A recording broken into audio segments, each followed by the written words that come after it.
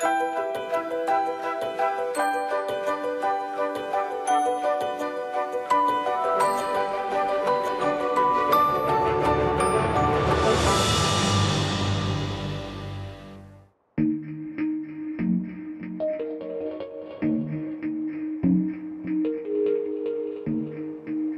hiver, c'est un territoire hostile, le long de la frontière suisse. Le Jura. Un territoire sauvage, un paradis pour les skieurs de fond et les amateurs de raquettes. Ouais, c'est super beau. Très très beau.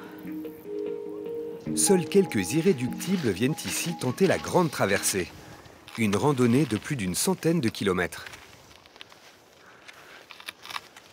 C'est ça que j'aime dans le Jura, c'est ces paysages ouverts, en même temps avec des forêts, avec de la vie agricole qu'on devine partout, avec les clôtures, les pâtures, les fermes. C'est ça que j'aime. Je suis comblé. Le parcours fait découvrir aux skieurs les lieux les plus insolites de la région, comme la commune de Mout, village le plus froid de France. À Mout, on collectionne avec une certaine fierté les records de froid. Moins 36 en 68, moins 40 en 56 et même moins 4 la nuit du 18 août 1970. Dans leur périple, les randonneurs découvrent ces maisons typiques du Jura. Elles sont recouvertes d'un manteau de bois appelé tavaillon. Une technique ancestrale qui fait la fierté des Jurassiens comme Loïc Gautret, qui en a fait son métier.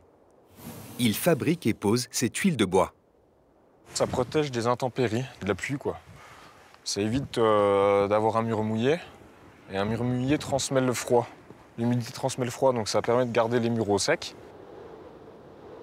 Ce revêtement a plus d'un siècle.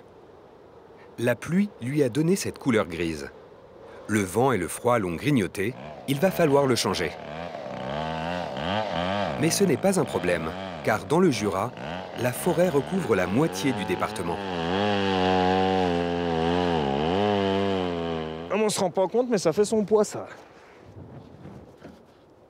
Loïc est l'un des derniers tavaillonneurs du Jura.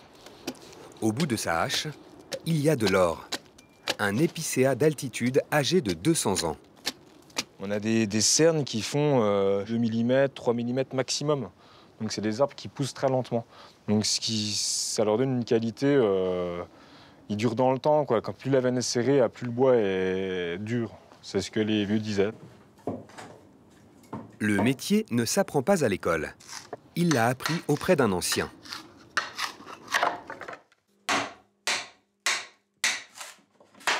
Ce qu'il y a de bien avec ce métier, c'est que ça permet l'hiver d'être à l'intérieur, façonner les tavaillons à l'intérieur, et l'été d'être à la belle saison dehors à poser ce qu'on a fabriqué l'hiver.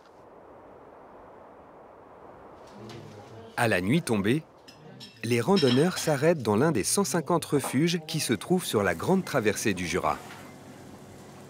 L'occasion rêvée pour goûter les spécialités de la région. Alors, le Mont d'Or. Ah, c'est pas très light. Mais on s'attaque à un massif qui n'est pas très light non plus. Donc il faut être lesté pour avancer, que ça accroche les skis et tout.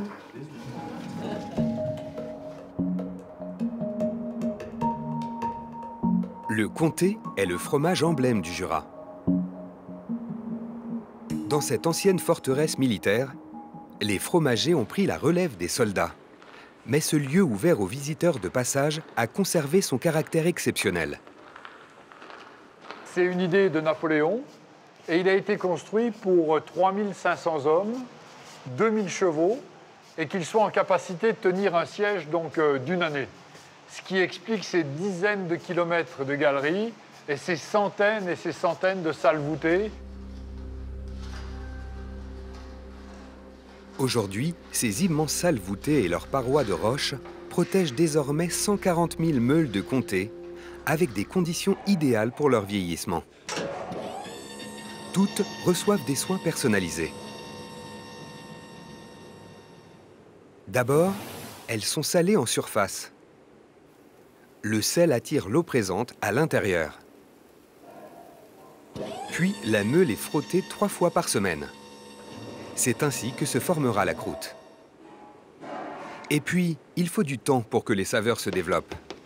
Le maître fromager l'évalue à l'oreille. Qu'est-ce que vous mesurez là? J'écoute. J'écoute pour voir ce que chaque meule veut bien nous dire.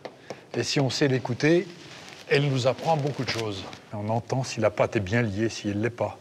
Très jolie pâte. Gourmandise. Un fromage qui est tout dans le sucre. En surface, le temps n'est pas au beau fixe. Pour les retraités, c'est l'une des dernières descentes des vacances. Alors ils en profitent à fond.